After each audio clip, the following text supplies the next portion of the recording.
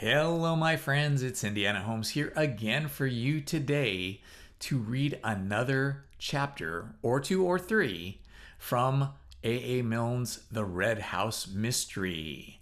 If you've been following along, you know that we've read 9 chapters, 3 chapters in each of the hours that we've read. So we've read a total of 3 hours. If you are behind, you can always catch up by going back on my YouTube channel here at Storytime with Indiana Holmes and finding the section of the book you missed. This is a locked door murder mystery, so every detail and every chapter is important. Okay? All right. So let's begin with chapter 10. Mr. Gillingham talks nonsense.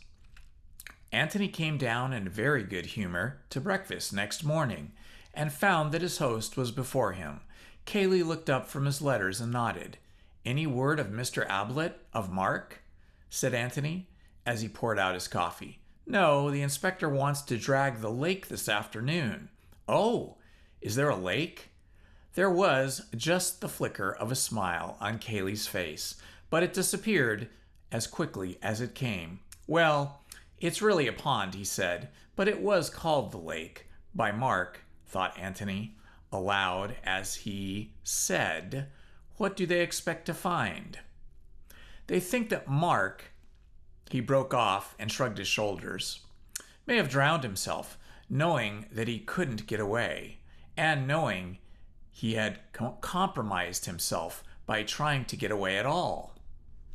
"Yes, I suppose so," said Cayley. "I should have thought he would have given himself more of a run for his money. After all, he had a revolver. If he was determined not to be taken alive, he could always have prevented that. Couldn't he have caught a train to London before the police knew anything about it? He might just have managed it. There was a train.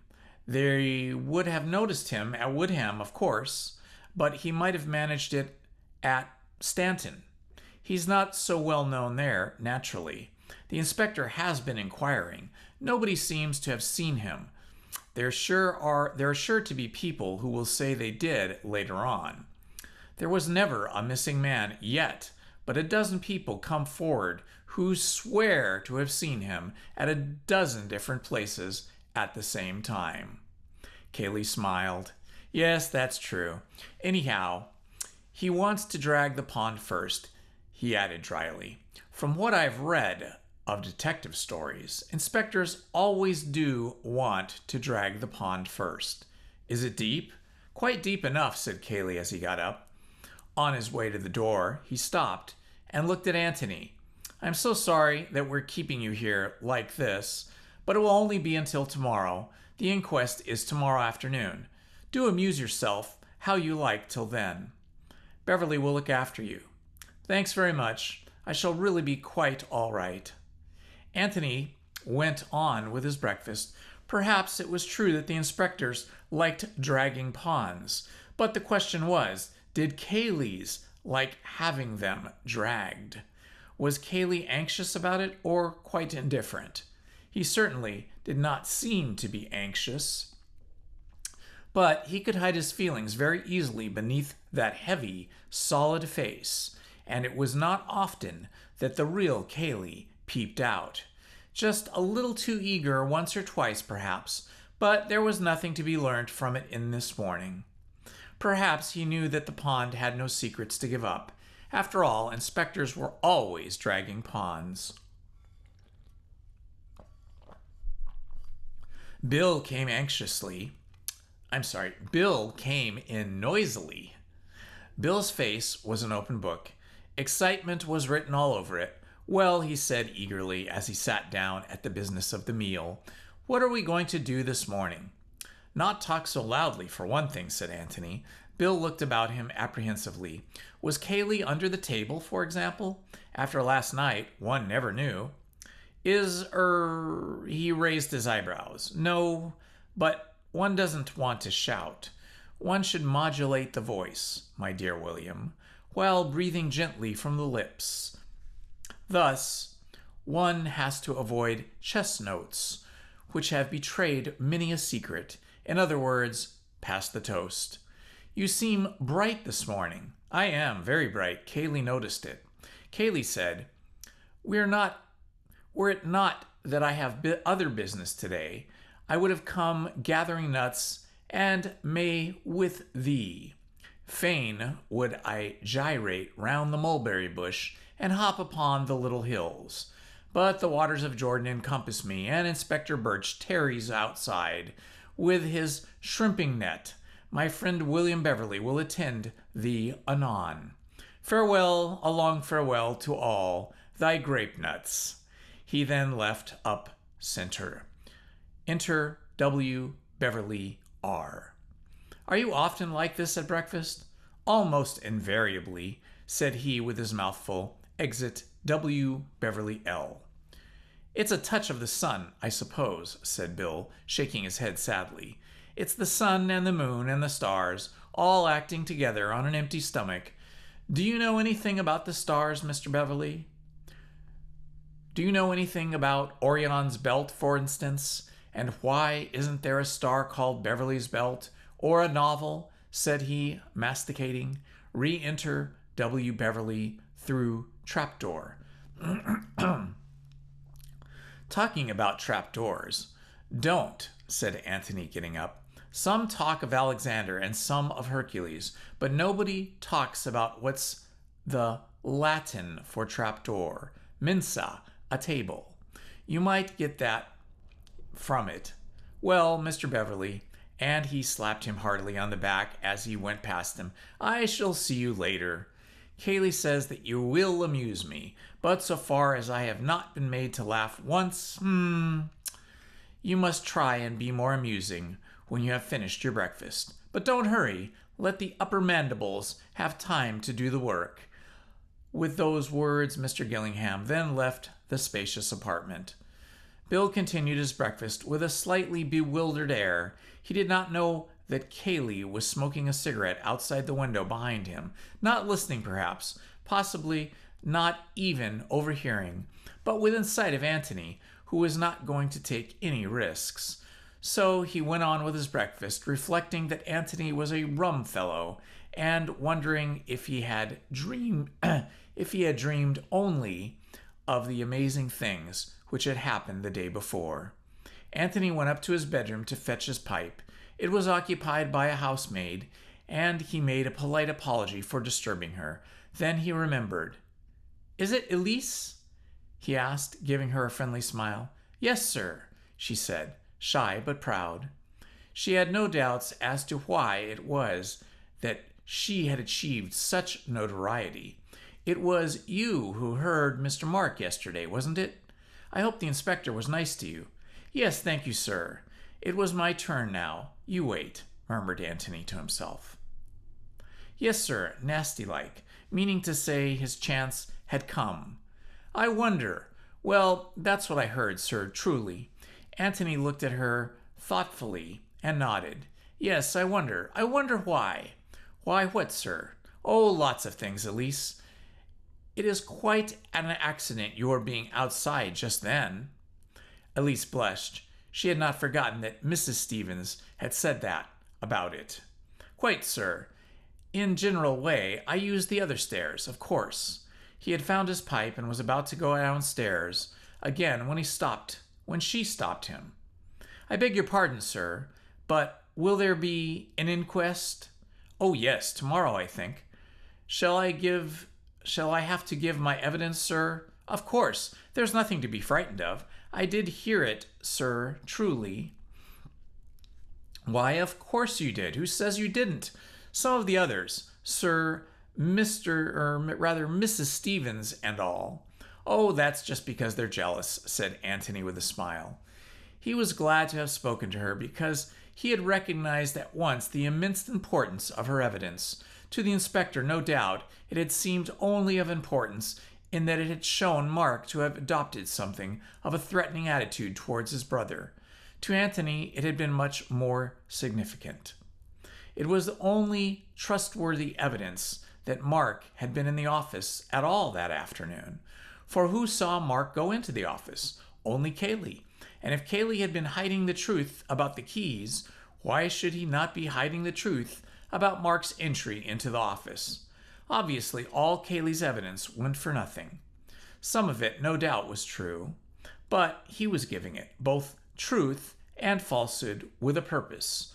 What the purpose was, Antony did not know as yet. To shield Mark? To shield himself? Or even to betray Mark? It might be any of these. But since his evidence was given for his own ends, it was impossible that it could be treated as the evidence of an impartial and trustworthy onlooker, such, for instance, as Elise appeared to be. Elise's evidence, however, seemed to settle the point. Mark had gone into the office to see his brother. Elise had heard them both talking, and then Antony and Kaylee had found the body of Robert, and the inspector was going to drag the pond. But certainly Elise's evidence did not prove anything more than the mere presence of Mark in the room. "It's my turn now. You wait." That was not an immediate threat. It was a threat for the future. If Mark had shot his brother immediately afterwards, it must have been an accident, the result of a struggle, say, provoked by that nasty-like tone of the voice. Nobody would say, "You wait," to a man who had just been shot or was going to be shot. "You wait" meant you wait and see what's going to happen to you later, that is, later on. The owner of the Red House had had enough of his brother's sponging, his brother's blackmail. Now it was Mark's turn to get a bit of his own back. Let Robert just wait a bit, and he would see. The conversation which Elise had overheard might have meant something like this. It couldn't have meant murder. Anyway, not murder of Robert by Mark. It's a funny business, though, Antony. The one obvious solution is easy, and yet so wrong. And I've got 100 things in my head, and I can't fit them together. And this afternoon will make 101. I mustn't forget this afternoon. He found Bill in the hall and proposed a stroll. Bill was only too ready. "Where do you want to go?" he asked. "I don't mind much. Show me the park." "Right-o." They walked out together. "Watson, old man," said Antony, as soon as they were away from the house, "you really mustn't talk so loudly indoors. There was a gentleman outside just behind you all the time." "Oh, I say," said Bill. "Going to Pink? I'm awfully sorry. So that's why you were talking such rot?" "Partly, yes, and partly because I do feel rather bright this morning. We're going to have a busy day." "Are we really? What are we going to do?" "They're going to drag the pond. Beg its pardon, the lake." "Where's the lake?" "We're on the way to it now, if you'd like to see it." "We may as well look at it." "Do you haunt the lake much in the ordinary way?" "Oh, no, rather not. There's nothing to do there. You can't bathe." "Well, shouldn't care to. Too dirty." "I see. This is the way we came yesterday, isn't it? The way to the village?" "Yes. We go off a bit to the right directly. What are they dragging it for?" "Mark." "Oh, rot," said Bill uneasily. He was silent for a little, and then, forgetting his uncomfortable thoughts, in his sudden remembrance of the exciting times they were having, said eagerly, "I say, when are we going to look for that passage? We can't do very much while Kaylee's in the house. What about this afternoon when they're dragging the pond? He's sure to be there." Antony shook his head. "There must be something I must do this afternoon," he said. "Of course, we might have time for both." "Has Kaylee got to be out of the house for the other thing too?" "Well, I think he ought to be." "I say, is it anything rather exciting?" "I don't know. It might be rather interesting. I dare say it could do at some time or another, but I rather fancy it at 3 o'clock somehow. I've been specifically keeping it as a backup for then." "I say, what fun. You do want me, don't you?" "Of course I do. Only, Bill, don't talk about things inside the house unless I begin. There's a good Watson." "I won't. I swear it, I won't." They had come to the pond, Mark's Lake, and they walked silently around it. When they had made a circle, Anthony sat down in the grass and relit his pipe. Bill followed his example. "Well, Mark isn't there," said Anthony. "No," said Bill. "At least, I don't quite see why you know he isn't." "It isn't knowing, it's guessing," said Anthony rapidly. "It's much easier to shoot yourself than to drown yourself. And if Mark had wanted to shoot himself in the water with some idea of not letting the body be found, he'd have put big stones in his pockets. And the only big stones are near the water's edge, and they would have left marks. And they haven't, and therefore he didn't, and oh, bother the pond. That can wait for this afternoon." "Bill, where does the secret passage begin?" "Well, that's what we've got to find out, isn't it? You see, my idea is this." He explained his reasons for thinking that the secret of the passage was concerned in some way with the secret of Robert's death, and went on. "My theory is that Mark discovered the passage about a year ago, the time when he began to get keen on croquet. The passage came out into the floor of the shed, and probably it was Kaylee's idea to put a croquet box over the trapdoor, so as to hide it more completely. You know, when once you've discovered a secret yourself, it always seems as if it must be so obvious to everyone else. I can imagine that Mark loved having this little secret all to himself, and to Kaylee, of course, but Kaylee wouldn't count, and they must have had a great deal of fun fixing it up and making it more difficult for other people to find out. When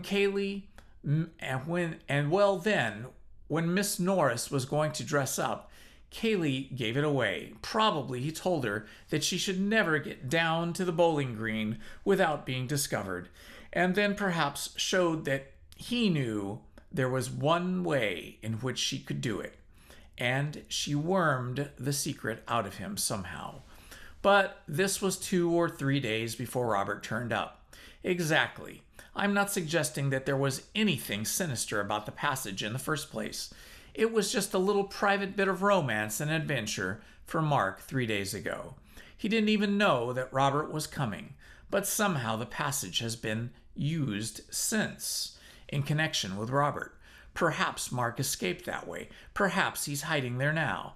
And if so, then the only person who could give him away was Miss Norris. And if she, of course, would only do it innocently, not knowing that the passage had anything to do with it. So it was safer to have her out of the way. Yes. But look here, Tony. Why do you want to go bother about this end of it? We can always get in at the bowling green end.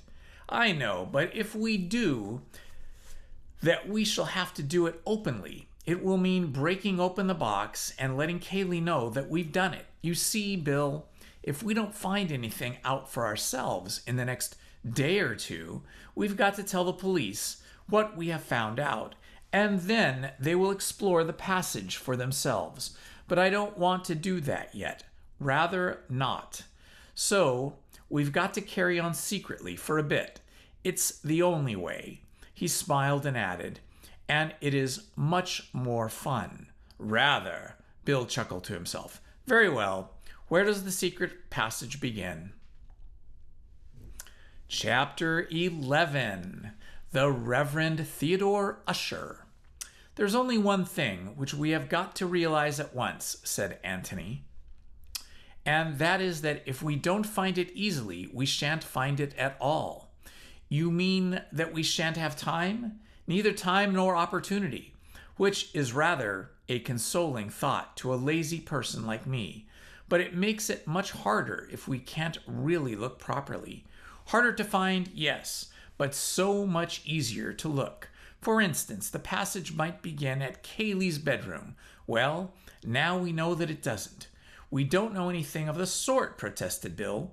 We know for the purposes of our search. Obviously, we can't go tailing into Kaylee's bedroom and tapping his wardrobes, and obviously, therefore, if we are going to look for it at all, we must assume that it doesn't begin there. Oh, I see. Bill chewed a piece of grass thoughtfully. Anyhow, it wouldn't begin on the upstairs floor, would it? Probably not. Well, we're getting on. You can wash out the kitchen and all that part of the house, said Bill, after more thought. We can't go there. Right. And the cellars, if there are any, well, that doesn't leave us much. No, of course, it's only 100 to 1 chance that we find it. But what we want to consider is which is the most likely place of the few places in which we can look safely. All it amounts to, said Bill, is the living rooms, downstairs dining room, library, hall, billiards room, and office rooms. Yes, that's all. Well, the office is the most likely, isn't it? Yes, except for one thing. What's that? Well, it's on the wrong side of the house. One would expect the passage to start from the nearest place to which it is going. Why make it longer by going under the house first? Yes, that's true. Well, then, you think the dining room or the library? Yes, and the library for choice. I mean, for our choice. There are always servants going into the dining rooms. We shouldn't have much of a chance of exploring there properly. Besides, there's another thing to remember. Mark has kept this secret for a year. Could he have kept it a secret in the dining room? Could Miss Norris have got into the dining room and used the secret door just after dinner without being seen? It would have been much too risky. Bill got up eagerly. Come along, he said. Let's try the library. If Kaylee comes in, we can always pretend we're choosing a book. Anthony got up slowly, took his arm, and walked back to the house with him. The library was worth going into. Passages or no passages, Anthony could never resist another person's bookshelves. As soon as he went into the room, he found himself wandering around it, seeing what books the owner read, or more likely, did not read, but kept up for the air which they lent to the house. Mark had prided himself on his library. It was a mixed collection of books which he had inherited both from his father and from his patron, books which he had brought and bought because he was interested in them, or, if not in them, in the authors whom he wished to lend his patronage, books which he had ordered in beautifully bound editions, partly because they looked well on his shelves, lending a noble color to his rooms, partly because no man of culture should ever be without them. Old editions, new editions, expensive books, cheap books, a library in which everybody, whatever his taste, could be sure of finding something to suit him. And which is your particular fancy, Bill? Said Anthony, looking from one shelf to another. Or are you always playing billiards? I have a look at badminton sometimes, said Bill. It's over in the corner there. He waved a hand. Over here? Said Anthony, going to it. Yes, he corrected himself suddenly. Oh no, it's not. It's over there on the right now. Mark had a grand rearrangement of his library about a year ago. It took him more than a week, he told us. He's got such a frightful lot, hasn't he? Now that's very interesting, said Anthony, and he sat down and filled his pipe again. There was indeed a frightful lot of books. The 4 walls of the library were plastered with them, from floor to ceiling, save only where the door and the 2 windows insisted on living their own life, even though an illiterate one. To Bill, it seemed the most hopeless room of any in which to look for a secret opening. We shall have to take every blessed book down, he said, before we can be certain that we haven't missed it. Anyway, said Anthony, if we take them down, one at a time, nobody can suspect us of sinister designs. After all, what does one go into a library for except to take books down? But there's such a frightful lot. Anthony's pipe was now satisfactorily, and he got up and walked leisurely to the end of the wall opposite the door. Well, let's have a look, he said. and see if they are so very frightful. Hello, here's your badminton. You often read that, you say? If I read anything. Yes, he looked down and up at the shelf. Sport and travel chiefly. I like books of travel, don't you? They're pretty dull as a rule. Well, anyhow, some people like them very much, said Anthony reproachfully. He moved on to the next row of shelves. The drama. The Restoration dramatists. You can have most of them. Still, as you well remark, many people seem to love them. Shaw, Wilde, Robertson. I like reading plays, Bill. There's not many people who do, but those who do are usually very keen. Let us pass on. I say, we haven't too much time, said Bill restlessly. We haven't. That's why we aren't wasting any. Poetry? Who reads poetry nowadays, Bill? When was the last you read? Paradise Lost? Never. I thought not. And when did Miss Calladine last read The Excursion aloud to you? As a matter of fact, Betty, Miss Calladine, happens to be jolly keen on what's the beggar's name. Never mind his name. Have you said quite enough? We pass on. He moved on to the next shelf, biography. Oh, lots of it. I love biographies. Are you a member of the Johnson Club? I bet Mark is. Memories of Many Courts, I'm sure. Mrs. Calladine reads that. Anyway, biographies are just as interesting as most novels, so why linger? We pass on. We went to the next shelf and then gave a sudden whistle. Hello? Hello? What's the matter? Said Bill rather peevishly. Stand back there. Keep the crowd back, Bill. We are getting amongst it. Sermons as I live. Sermons. Was Paul's father a clergyman, or does Mark take them naturally? His father was a parson, I believe. Oh, yes. I know he was. Ah, then these are father's books. Half hours with the infinite. I must order that from the library when I get back. The Lost Sheep, Jones on the Trinity, the Epistles of St. Paul explained. Oh, Bill, we're amongst it. The Narrow Way being sermons by Reverend Theodore Usher. Hello.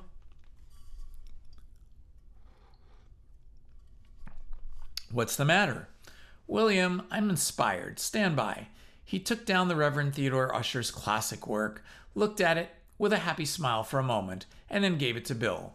Here, hold Usher for a bit.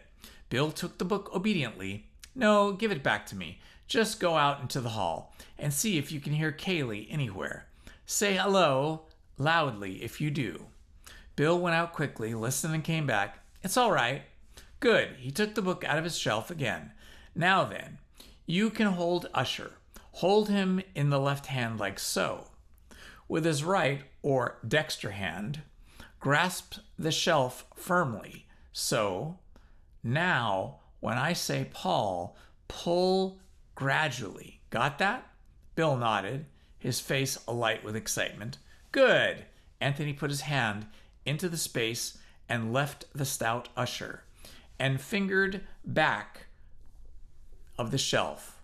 Pull, he said. Bill pulled. Now, just go on pulling like that. I shall get it directly. Not hard, you know, but just keep up the strain. His fingers went on at it again busily, and then suddenly the whole row of shelves from top to bottom swung gently open towards them. Good God, said Bill, letting go of the shelf in his amazement. Anthony pushed the shelves back, extracted Usher from Bill's fingers, replaced him, and then, taking Bill by the arm, led him to the sofa and deposited him in it. Standing in front of him, he bowed gravely. Child's play, Watson. Child's play. How on earth? Anthony laughed happily and sat down on the sofa beside him. You don't really want it explained, he said, smacking him down on the knee. You're just being Watsonish. It's very nice of you, of course, and appreciate it. No, but really, Tony, oh, my dear Bill. He smoked silently for a little and then went on. It's what I've been saying just now. A secret is a secret until you have discovered it. And as soon as you have discovered it, you wonder why everybody else isn't discovering it and how it could ever have been a secret at all.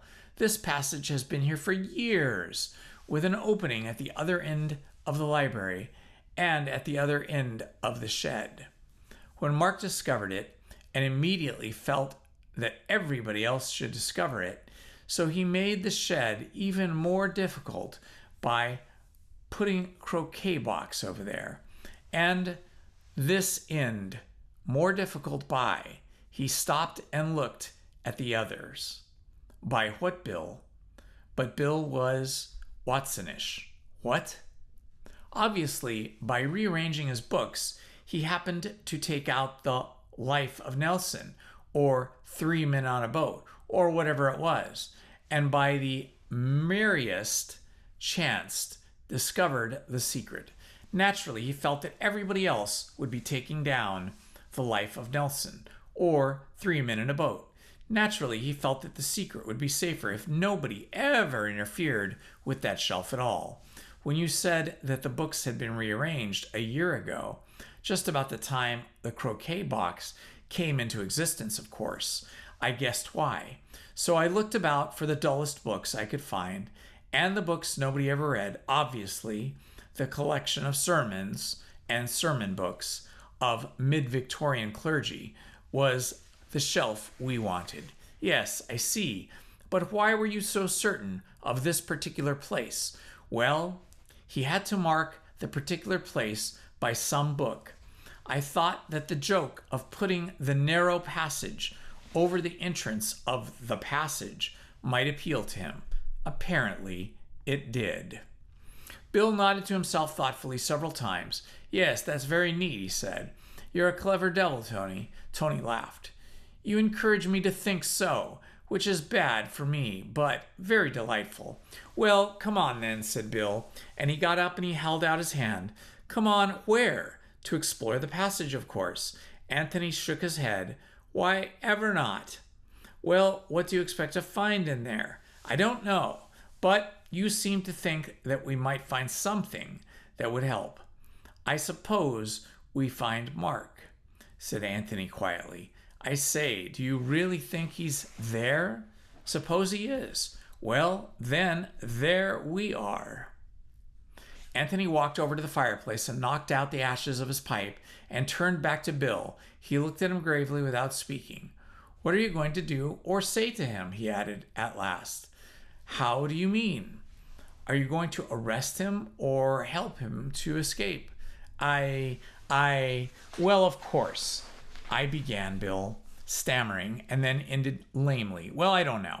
Exactly, we've got to make up our minds, haven't we? Bill didn't answer. Very much disturbed in his mind, he walked restlessly about the room, frowning to himself, stopping now and then in a newly discovered door, and was looking at it as if it were trying to learn what lay behind it. Which side was he on if he came to choosing sides, Mark's or the law's? You know you can't just say, "Or, hello," to him, said Anthony, breaking rather appropriately into his thoughts. You just can't break into his thoughts. Bill looked up at him with a start. Nor, went on Anthony, can you say, "This is my friend Mr. Gillingham, who is staying with you. We were just going to have a game of bowls. Yes, it dashed difficult." I don't know what to say. I've been rather forgetting about Mark. He wandered over there to the windows and looked out onto the lawns. There was a grandeur clipping the grass edges. No, not a grandeur, a gardener. There was a gardener clipping the grass edges. No reason why the lawn should be untidy just because the master of the house has disappeared.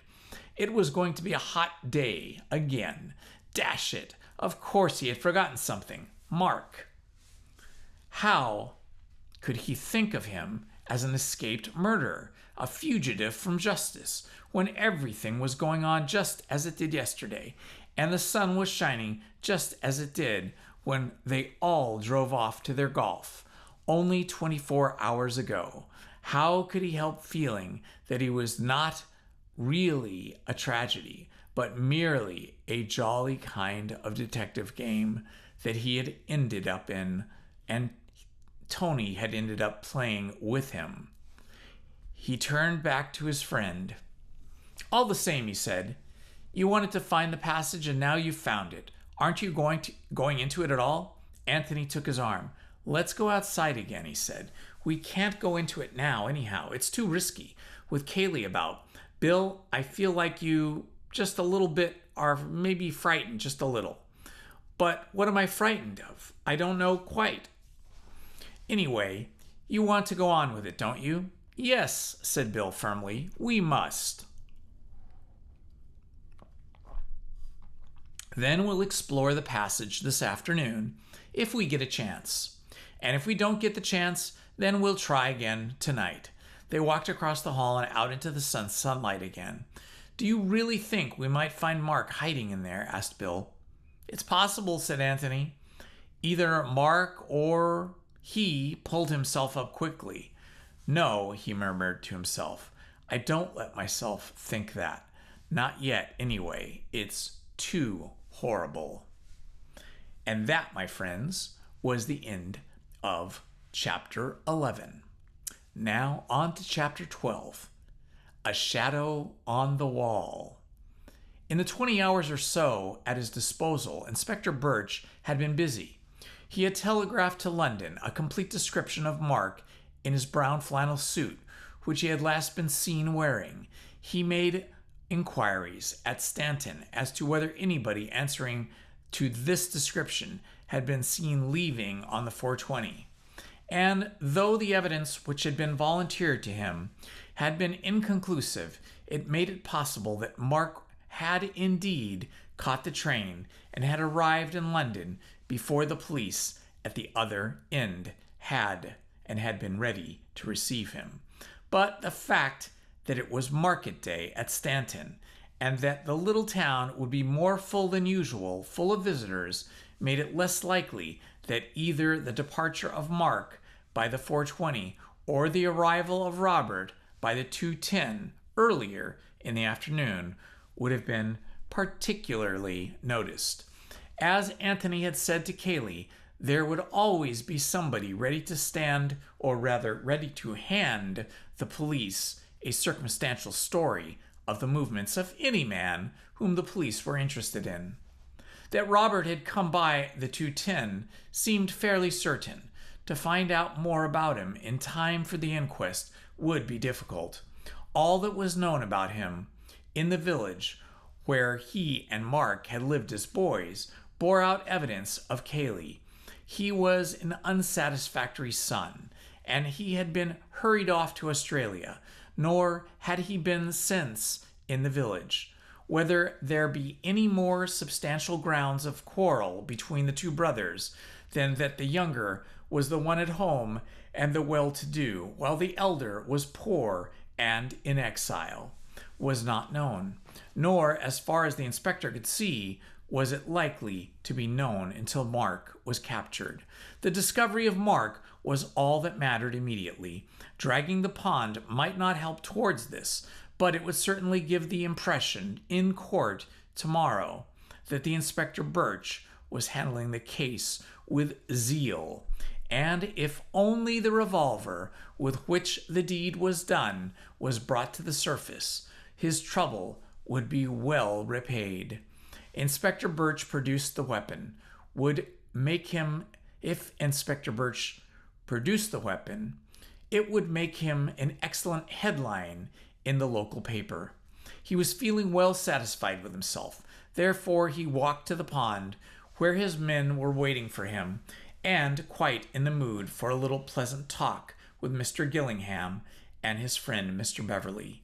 He gave them a cheerful good afternoon and added with a smile, "Coming with us?" "You don't want us," said Anthony, smiling back at him. "You can come if you like." Anthony gave a little shudder. "You can tell me afterwards what you find," he said. "By the way," he added, "I hope the landlord at the George gave me a good character reference." The inspector looked at him quickly. "Now, how on earth do you know anything about that?" Antony bowed to him gravely. Because I guessed that you were a very efficient member of the force. The inspector laughed. Well, you came out all right, Mr. Gillingham.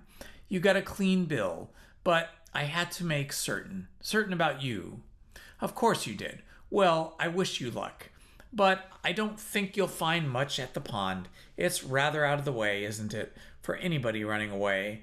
That's just what I told Mr. Cayley when he called to my attention the pond. However, we shan't do any harm by looking. It's the unexpected that's the most likely in these sort of cases. You're quite right, Inspector. Well, we mustn't keep you. Good afternoon. And Anthony smiled pleasantly at him. Good afternoon, sir. Good afternoon, said Bill. Anthony stood up looking after the inspector as he strode off, silent for a long time. That Bill shook him by the arm at last and asked him, rather crossly, "What's the matter?" Anthony shook his head slowly from side to side. "I don't know, really. I don't know. It's too devilish. What I keep thinking. He can't be as cold-blooded as that." "Who?" Without answering, Anthony led the way back to the garden seat on which they had been sitting. He sat there with his head in his hands. "Oh, I hope they find something," he murmured. "Oh, I hope they do. In the pond? Yes. But what?" "Anything, Bill. Anything." Bill was amused, but also annoyed.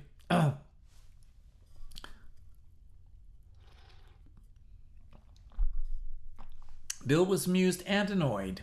"I say, Tony, this won't do. You really mustn't be so damn mysterious. What's happened to you suddenly?" Anthony looked up at him in surprise. "Didn't you hear what he said?" "What particularly?" "That it was Cayley's idea to drag the pond." Oh, I say." Bill was rather excited again. "You mean that he's hidden something there? Some false clue that he wants the police to find?" "I hope so," said Anthony earnestly. "But I'm afraid." He stopped short. "Afraid of what?"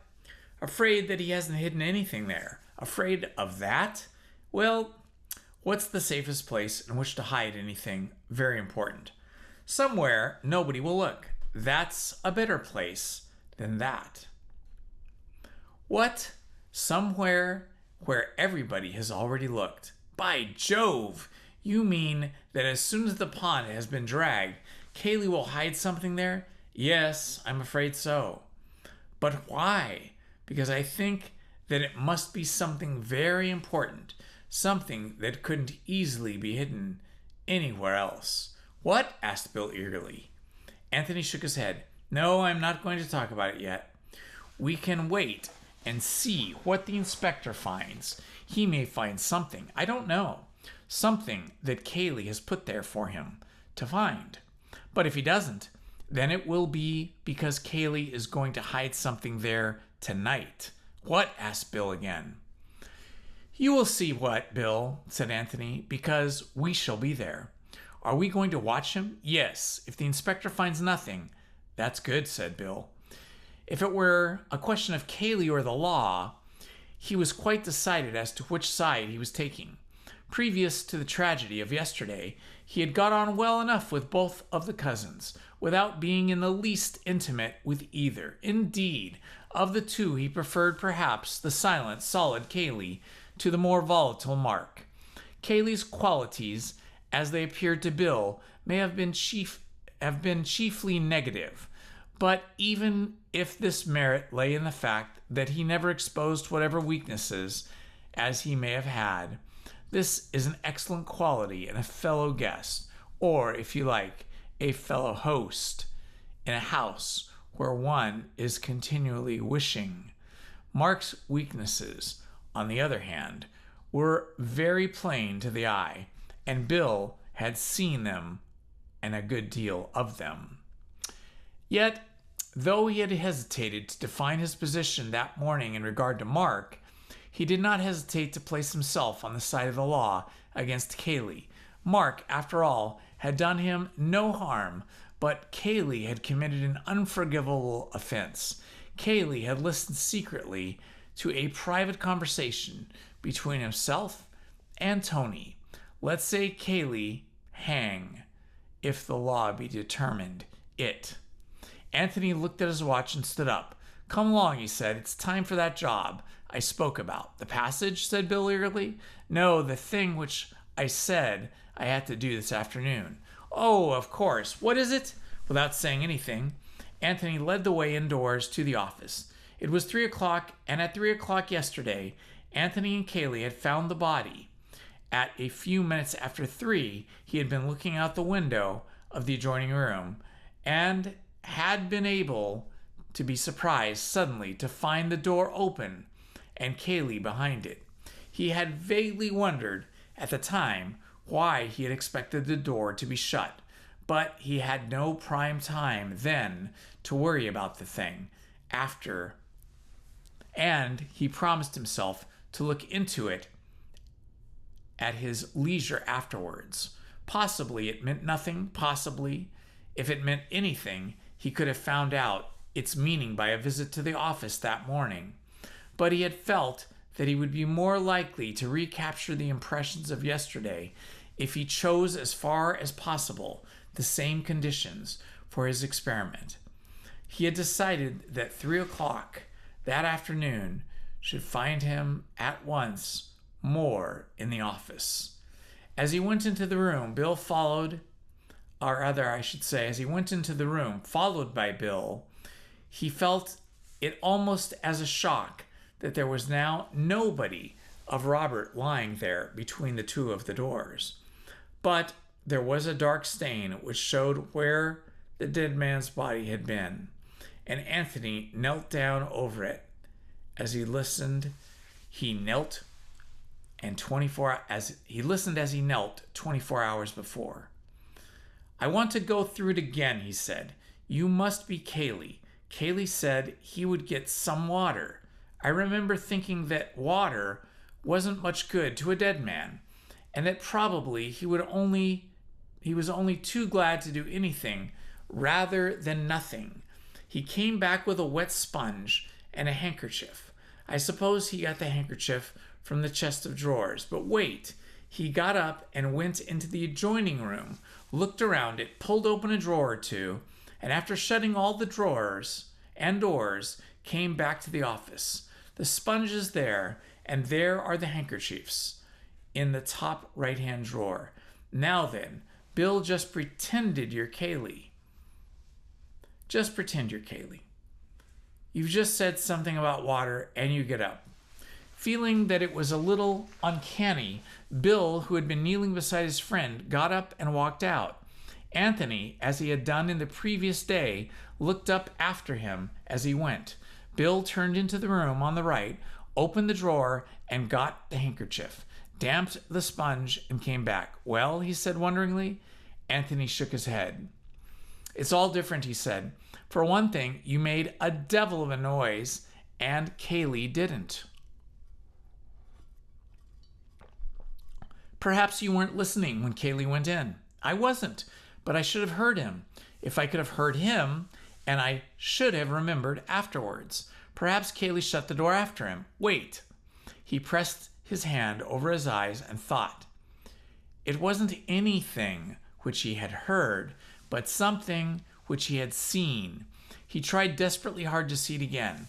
He saw Kaylee getting up, opening the door from the office, leaving it open, and walking into the passage, turning the door on its right, opening it, going in, and then, what did his eyes see after that? If they would only tell him again. Suddenly he jumped up, his face alight.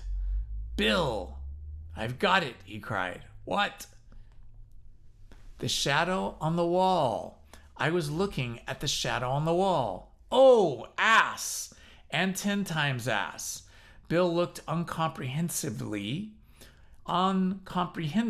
at him. Anthony took his arm and pointed at the wall of the passage. Look at the sunlight on it, he said. That's because you've left the door of that room open. The sun comes straight in the door and through the windows. Now I am going to shut the door. Look, Dee. You see how the shadow moves across? That's what I saw. the shadow moving across the door shut behind him. Bill, go in and shut the door behind you, quite naturally quick. Bill went out, and Anthony knelt, watching eagerly. I thought so, he cried. I knew it couldn't have been that. What happened? Said Bill, coming back. Just what you would expect. The sunlight came, the sunlight shadow moved back again, all in one movement. And what happened yesterday? The sunlight stayed there, and then the shadow came very slowly back, and there was no noise of the door being shut. Bill looked at him with startled eyes. By Jove! You mean that Kaylee closed the door afterwards as an afterthought and very quietly so that you couldn't hear it? Anthony nodded. Yes, that explains why I was surprised afterwards when I went into the room to find the door open behind me. You know how those doors with springs on them close. The sort that old gentlemen have to keep out of drafts. Yes, just at first they hardly moved at all, and then very, very slowly they swung to, well, that's when the way the shadow moved, and subconsciously I must have associated it with the movement of that sort of door. By Jove, you've got it. He got up and dusted his knees. Now Bill just has to make sure. Go in and close the door like that. As an afterthought, you know, and very quietly so that I don't hear the click of it.